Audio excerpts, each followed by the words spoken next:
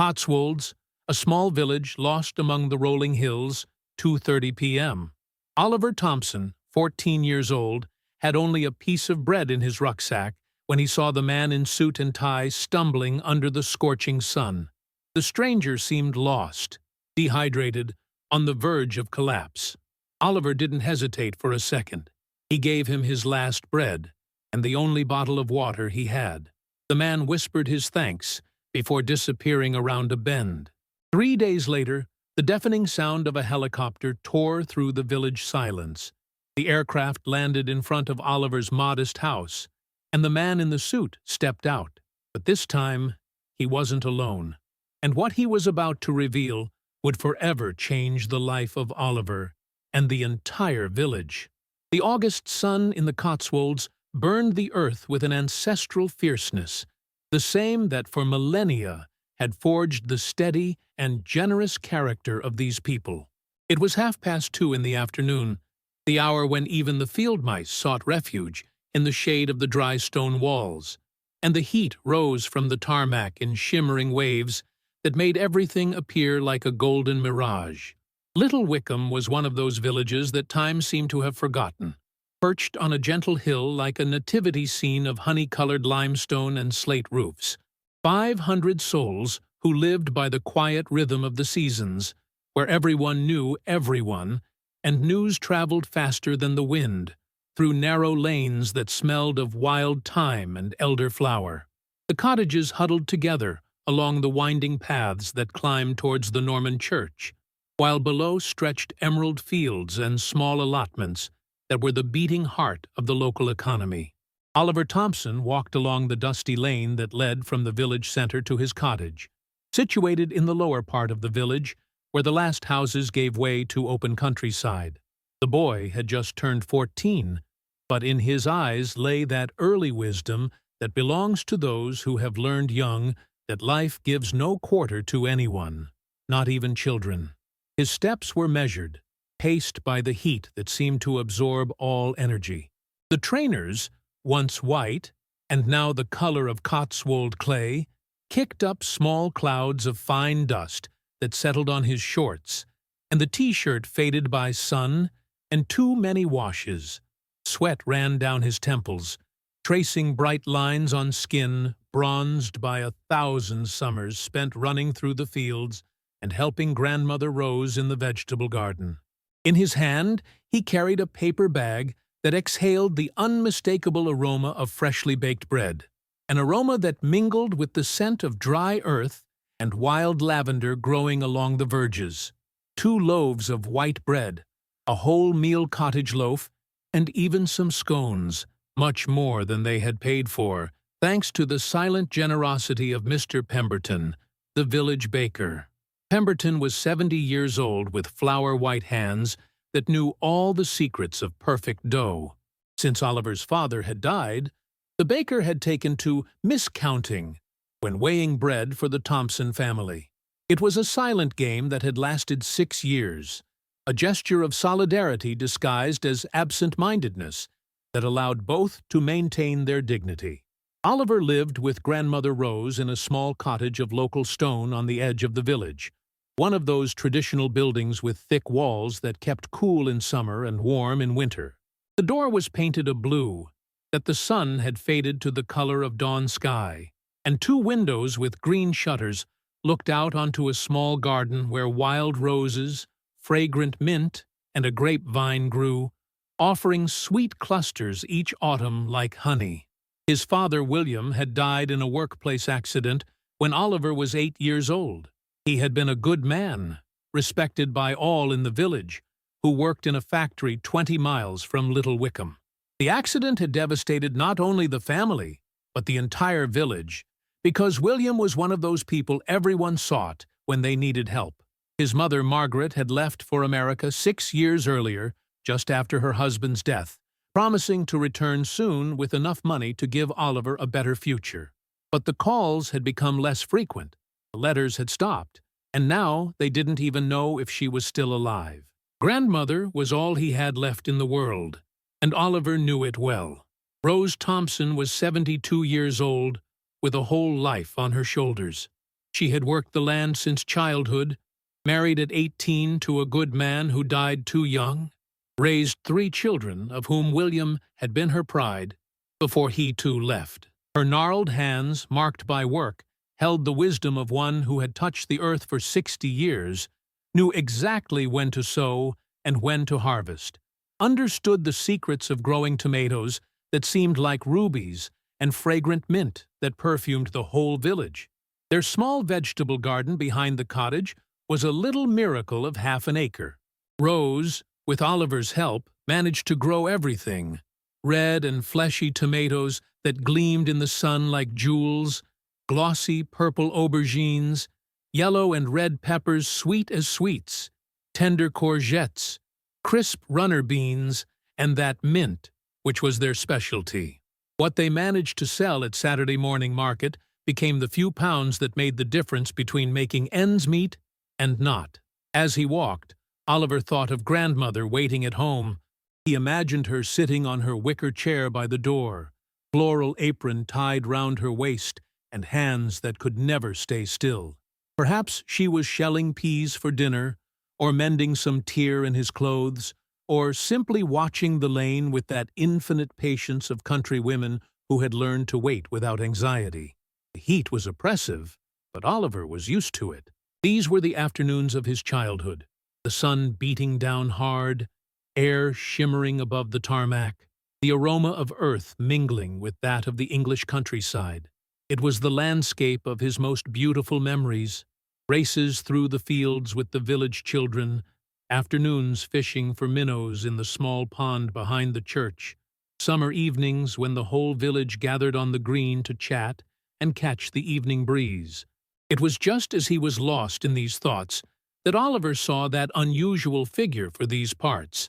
A man in suit and tie, completely out of place in this landscape of wheat fields and stone cottages, was walking unsteadily under the merciless sun. About 50 years old, gray hair combed back that was now disheveled and sticky with sweat, face reddened by heat stroke, and eyes that betrayed growing distress. His clothes spoke of a different world, light years away from Little Wickham. A navy blue suit of excellent quality, now stained with sweat and dust, a white shirt made transparent by moisture, a silk tie hanging loosely round his neck like a broken bond.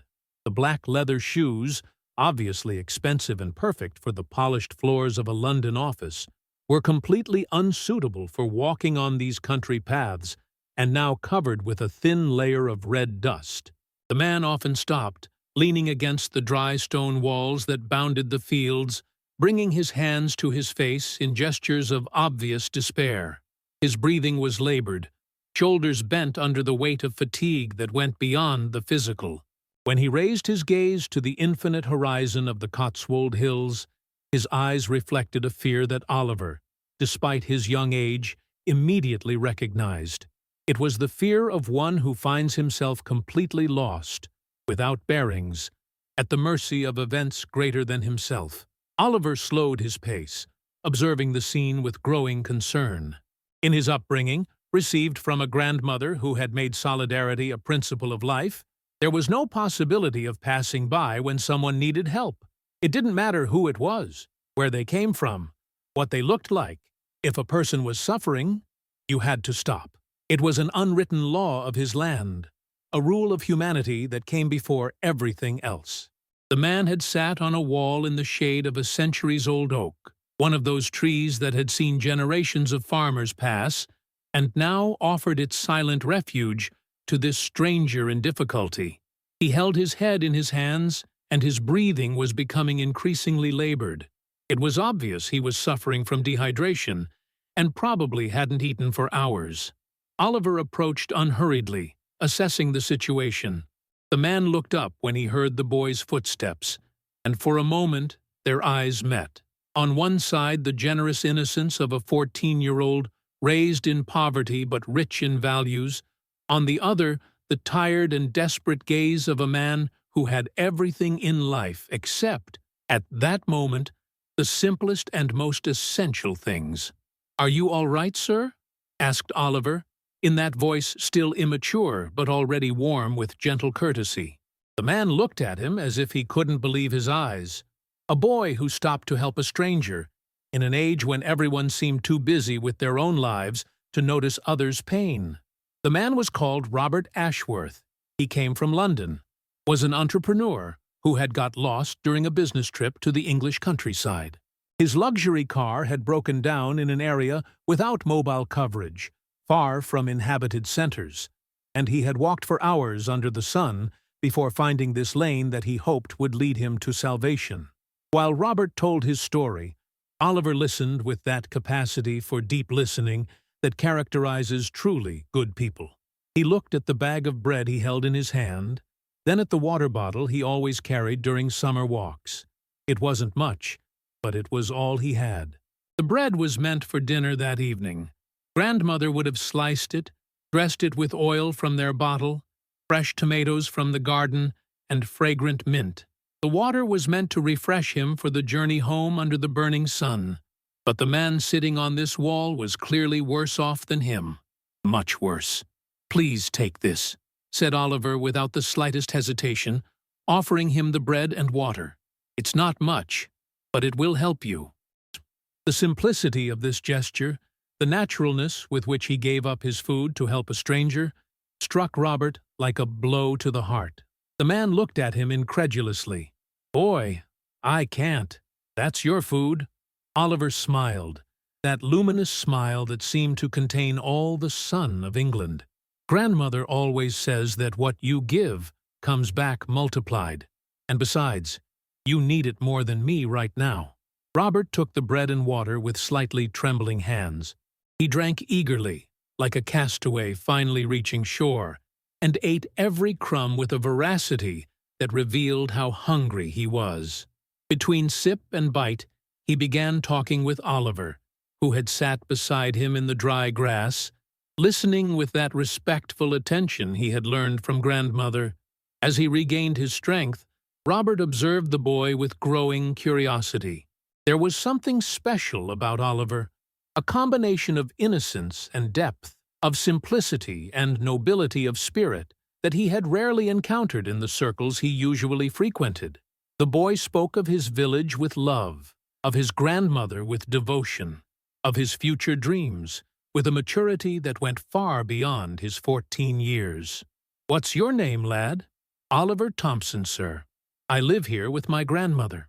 Robert nodded, looking at the landscape surrounding them, the golden hills, the wheat fields, the stone houses gleaming in the sun. "You live in a beautiful place. You must be proud of this land." Oliver smiled, but Robert detected a note of melancholy in that response. "Yes, it's beautiful, though there's not much work here. Many young people go to London or Birmingham. I'd like to stay, but—" He stopped, as if he didn't dare speak his greatest dreams aloud. "But what?" Robert encouraged him. "I'd like to study, become someone who can help my village. Perhaps become an agricultural engineer or veterinarian. Learn how we can develop farming here in the Cotswolds. But grandmother only has her small pension, and good schools are expensive." Robert listened to these words and felt an emotion growing within him that he hadn't felt for years. Enjoying the story? Give it a little like, and don't forget to subscribe. Now then, let's carry on.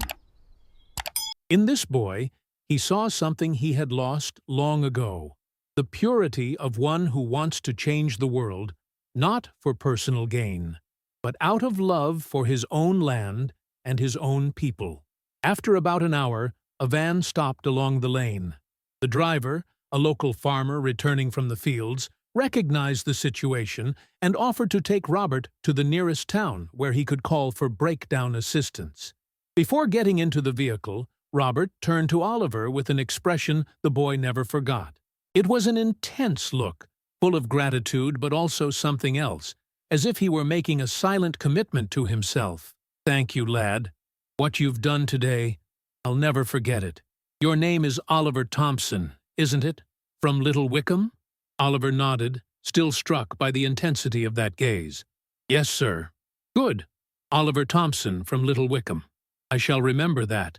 Robert got into the van and disappeared behind a cloud of dust, leaving Oliver alone on the lane with the strange sensation of having experienced something important, even though he couldn't yet define what. The boy stood there for a few minutes, looking at the empty road and thinking about this so unexpected encounter. He didn't know he had just saved the life of one of the richest and most powerful men in Britain. He didn't know that this spontaneous gesture of generosity had touched Robert Ashworth's heart so deeply that it would set in motion a chain of events that would forever change not only his life, but that of the entire village that had seen him born and grow up. The 3 days following the encounter with the stranger unfolded according to the usual rhythm of Little Wickham. Oliver helped grandmother in the vegetable garden, studied books borrowed from the small village library, listened to evening stories sitting by the cottage door. When Oliver came home that day without the bread, he told grandmother everything. Rose listened in silence, then smiled. "You did right, my dear boy. The good Lord sees all." That evening they ate runner beans and tomatoes from the garden, but Oliver felt no hunger. There was something about Robert's look that continued to trouble him. The village dozed in summer routine, Pemberton baking bread at dawn, women hanging washing, the elderly playing cards under the village oak. No one imagined that the tranquility was about to be shattered forever. Oliver couldn't imagine that in those same days, in London, in an office on the 40th floor of a skyscraper, Robert Ashworth was conducting thorough research about him and his family, and setting in motion an organizational machinery that would soon revolutionize the life of the entire village. It was Thursday afternoon when an unusual sound began to be heard in the distance. At first, it was barely perceptible, a humming that mixed with the song of larks. But the sound gradually became louder until it became impossible to ignore. It was the sound of helicopter blades. The helicopter was elegant and imposing, of a gleaming black that shone in the sun. It made several circles above Little Wickham before landing on the village green in front of the church, raising a cloud of dust that sent everyone running for cover. From the aircraft stepped 3 men in dark suits. Oliver immediately recognized the one in the center. It was Robert Ashworth. The boy's heart began beating fast. What was this man doing here? Why had he returned? Robert looked around, then pointed to Oliver's cottage. The small group headed towards the stone house where Grandmother Rose had come to the doorway, wiping her hands on her apron and looking with curiosity at these strange visitors. "Mrs. Thompson?" asked Robert politely. "Yes, that's me. Who are you looking for?" "I'm looking for your grandson, Oliver." "Is he at home?" Oliver stepped forward, still incredulous. "Here I am, sir. But what are you doing here?" Robert smiled, and for the first time in 3 days, Oliver saw something different from fatigue in those eyes. "I've come to return a favor, Oliver. That bread you gave me 3 days ago saved my life." Robert Ashworth introduced himself with calm but determination. He explained that he was the owner of Ashworth Industries, one of Britain's largest companies. Grandmother Rose's eyes widened. Even she had heard of this famous northern company. "3 days ago," Robert continued, "your grandson saved my life. I had severe hypoglycemia, was about to faint. I'd lost my way, had been walking for hours under this sun without water or food. If Oliver hadn't stopped, if he hadn't given me his bread and water, I could have died on that road." Robert explained that he had researched Oliver in the following days. He had discovered the story of the father who died at work, the difficult financial situation, but also the excellent marks Oliver got at school, and the respect he enjoyed throughout the village. "That's why I'm here," said Robert. "I want to offer Oliver a complete scholarship to attend the best schools in Britain. Public school in London, university, everything paid for. And there's more." The men accompanying Robert opened briefcases containing documents and projects. Ashworth Industries wants to open a research center for sustainable agriculture. Little Wickham would be perfect. It would bring work for 100 people. And when Oliver has finished his studies, if he wants, he can run that center. Oliver felt his eyes fill with tears. It was too wonderful to be true. But why all this? I only gave you a piece of bread. Robert smiled. Oliver, in this world, there are two types of wealth. That which is measured in money, and that which is measured in humanity. You, at 14, already have more real wealth than many adults I know. Investing in you isn't charity. It's an investment in the future. In the days that followed, the Thompson cottage was invaded by visitors. Relatives, friends, neighbors, all wanted to know the details and give advice. The headmaster and Pemberton urged Oliver to accept. Some village elderly expressed doubts. London was too far away, too different. Oliver lived in a state of constant agitation. At night, he couldn't sleep, thinking about the future. What worried him most was leaving grandmother. Rose was 72 years old, and the idea of taking her away from her habits made him feel guilty. One evening, while they watched the stars, Rose told Oliver that when she was 20, she had been offered the chance to move to London to work. She had refused out of fear. I never regretted it, she said, but sometimes I wondered what would have happened if I'd had the courage to accept. The night before the deadline, Oliver couldn't sleep. He went out into the dark garden, touching the plants he had tended day after day. This was the world he knew, but also a small world that might never give him the opportunities he dreamed of. When he went back inside, he found grandmother at the kitchen table. They talked for a long time. Rose told him she was proud of him whatever decision he made, that he was young and had the right to pursue his dreams. It was at that moment that Oliver understood what the right decision was. The next day, when Robert returned for the answer, Oliver told him he accepted, but on one condition, that grandmother would always be involved in every decision concerning him. Robert smiled and said he would never have dreamed of doing otherwise. 2 years after that encounter which had changed everything, Oliver Thompson sat in the library of Westminster School in London, one of the capital's most prestigious institutions. He was 16 years old with a future that shone before him like the sun of his Cotswolds. His marks were always at the top of the class, but he had never forgotten the lesson of generosity learned on that dusty lane. Grandmother Rose lived in an elegant flat in Chelsea, with a small balcony where she had recreated a corner of her vegetable garden from Little Wickham. She grew mint in terracotta pots and little cherry tomatoes that smelled of home. Robert had kept every promise. Each summer they returned to Little Wickham, and each time the village welcomed them like heroes. The Ashworth Center for Sustainable Agriculture had become reality, a modern structure that integrated perfectly into the ancient landscape of the Cotswold Hills. Solar panels, rainwater collection systems, geothermally heated greenhouses. The center employed 120 people. Scientists from across Europe worked alongside local farmers, creating an incredible bridge between tradition and innovation. The village had been completely transformed. Restored cottages, new shops, a restaurant, even a small hotel. The young emigrants were returning, attracted by the opportunities Little Wickham now offered. Pemberton, now 75, managed the center's canteen. His traditional breads had become famous among international researchers. Every time he saw Oliver, he smiled and said, "I knew that bread given away would come back multiplied, but I never imagined this much."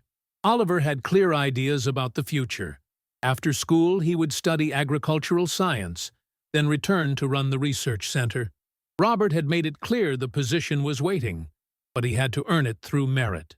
"I want you to become the best, because only then can you truly help your land."